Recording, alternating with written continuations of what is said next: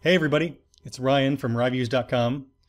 I'm here in part 3 of my Gemcraft 2 tips and tricks, this time talking about shadow cores. Shadow cores are new, that they're a very different deviation from the previous entries in Gemcraft. Basically, one of my main concerns with Gemcraft games, and it was always kind of a problem, but usually it was balanced okay, where each level, you only get your max XP. So if you play a level and you get 1 more XP than last time, you only gain that extra 1 XP. You can't just grind your way through that easily. So for Gemcraft 1, small game, it wasn't too difficult, but you had to kind of play through to get that that glowing frame score. And if you did all that and went back and got them all, then it was pretty easy to beat the game. Gemcraft Chapter 0, I still cannot beat to this day. I find it too difficult. Maybe that's showcasing my poor skills at Gemcraft, I don't know, but I cannot beat the game. I think it's too difficult. I wish there was a way that I could go back and just grind.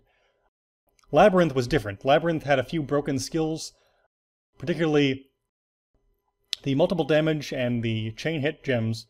If you got them together and leveled them up, you had some insanely high amounts of damage, where you could hit 8 monsters at a time, doing like 16 times the base damage. That was ridiculous. Fantastic for the player, and you could get millions of points in endurance, but it was kind of broken. So they fixed some of that in this game, so I don't find any of the broken skills, but then they also have the system where you can actually grind your way to get to bigger and better things for the most part. They're called shadow cores. So if you play through a map, you still have the same XP system, that's unchanged, okay, it's your max XP. But each time you play through, there's also this other currency called shadow cores. You can see here I have 248. So whenever I play the first level, okay, if you just play the first level normal, no endurance, no nothing, you get 3 shadow cores. Okay, that's what you get every time. Whether you've played it the first time or the millionth time, you get 3 shadow cores every time. So if you played 1,000,000 times, you get 3 million shadow cores. That would take a very, very, very long time to be very ineffective, but it means you have this currency you can use. Shadow cores are useful because they let you use battle traits, which I'll talk about in the next tips and tricks, and upgrade your talisman. And also helps you find more rare talisman pieces, so I would count that as upgrading your talisman. So this is another thing that's new to the game, where you have these traits that you plug in, and they travel with you for every single map, except for a few strange ones where it specifies no skills, no talisman, but those are rare. So basically, you put them in here, it costs money to upgrade them. You can see here these are some non-upgraded ones. You can also salvage them for more shadow cores. So you put them in here, you have a certain number of slots, you fill them up, you interchange them, whatever. And they all have kind of a set amount they can be leveled up to. Like this has 4 upgrade levels. It cost me maybe like 100 to level up, I don't know. The salvage value is 44. You do not get 100% back. You can see here the upgrade value is 13 and the salvage cost is 6. If I upgraded that, the salvage cost would probably jump up to like 10 or something. It wouldn't be very high. So don't upgrade ones you're just going to get rid of. Just get rid of them right away. It's not worth upgrading one you're going to get rid of. Now that being said, if you're going to put it in the amulet, if you're going to put it in the talisman first, then it's useful, because you use it for a while. So, and since shadow cores are unlimited, there's no real reason to put it off, but just be careful, you don't want to spend too much time with it. You want to, if you're going to get rid of it, get rid of it. So basically, you earn them. Like I said, you're playing through levels, there's a set amount you get each time. You also get them whenever you kill apparitions and specters, which are the little flying shadow guys, which were in Labyrinth, kind of in a limited form. So in this case, they kind of pop up fairly randomly, and there's some random shadow core drops throughout the game too. If you're playing endurance, you get more and more, the more waves you get. But usually you get the most from these apparitions, which usually drop like 18. I don't know if it's set in stone, but it seems to usually be 18 for me, which is a lot. Most maps, like the standard map gives you, single digits early on, later on you get more. But so basically, my advice to you guys is whenever you see an apparition or a specter, you should always fire on it. Using that gem priority, you want firing at flying ones, you always set to that, kill him no matter what. I find it very unlikely that you'd ever kind of say, oh well, I was going to kill him, but I had to kill these monsters because they were really close to my tower.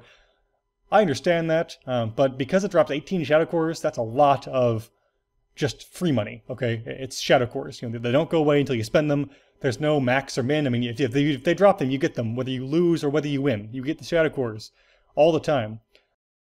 So if you let a few monsters go through your thing, you might lose a handful of XP. but you can always replay that match and get a new max XP after you've leveled up your talisman with those shadow cores you got.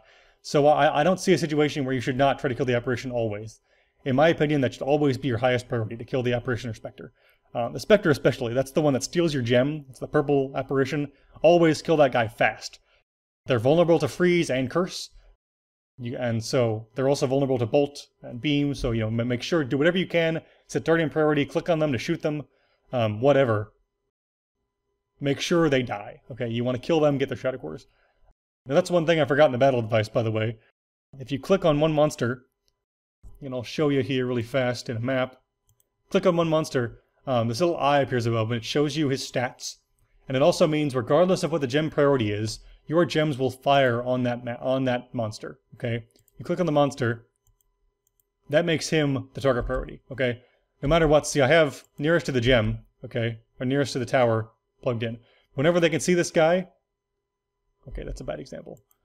Whenever the, okay, it's, okay, but just trust me, whenever you see him, they'll fire on him regardless of where he is, regardless of what the target priority is, they fire on him right away. Very useful knowledge. So, I already talked about the talisman, but this is very, very useful to keep track of which ones you want to use, which ones you don't want to use. Some things are completely worthless, like right now, I have these things I'm setting back in case I want to use them later, but like Tower Barrage, that's a skill I don't have. So do I care about it in my talisman? Absolutely not. It's useless, okay? So don't waste your talisman space by putting that in there until you can use the skill, okay? There are also some, like, spell recharge time. If you don't use that spell, don't put that in your talisman, okay? It's not worthwhile. That being said, most of the time, okay, they have these rarity scores, okay? Most of the time, the higher the rarity, the better the piece. But that's not always true, okay? Sometimes you have lower ones that you care about more. Like this, plus 40% of my wisdom level goes to going to initial XP mana. I want my initial mana. That means I can spend more on skills. I find that very useful. So even though that's lower rarity, I still think it's a very, very useful thing to have in my talisman. In general, higher rarity is better, but not all the time. So keep that in mind. I think it pretty much covers everything for shadow cores. Like I said, it definitely is a game changer. I think it's very cool. It's very different than the previous games. It helps. Oh yeah, one more thing with shadow cores before I sign off. Whenever you do this battle traits, they cost shadow cores. If you lose, you refunded the shadow cores. So this costs 28 if you win the battle. If you lose, they get refunded, which is a very nice feature. So I'll talk more about these battle traits in the next video, but you can also pay 100 shadow cores so that the next drop you have is more rare. So far, I've used that twice. That's how I got my really rare one that you saw in my talisman, and I also got a really shitty one once when I did that, so it doesn't always pay off. It's really expensive, but like right now, I've completely leveled up my talisman, and every time I still have plenty of seed money to put into battle traits, so I've been using the drop rarity more and more because I figure why not, that's... The more, if you have a bunch of unused shadow cores, why not use them, okay? I mean, that's the best way to use it, and then you can level up your talisman easily. Otherwise, it's not super useful. I wouldn't do that early in the game. I would definitely use your shadow cores to level up your talisman, but I'm not much of a gambler. So if you're a kind of living by the seat of your pants kind of person, maybe that's more for you. I found it kind of nerve-wracking to do that, and when I didn't get a good one, I felt like I just wasted 100 shadow cores. I was very frustrated with it. So if you feel like gambling, it's a great way to gamble. Otherwise, I would just say level up your talisman, use the shadow cores on battle traits, get that useful XP, and I would wait to do the drop rarity range until you're well progressed along in the game. Like I said, I've used it twice so far, and you can see how much of the game I've gotten through, okay? So I haven't used it very much. Okay, so next time, battle traits. Visit www.ryviews.com for more content, and I will see you guys next time. Thanks for watching. Bye.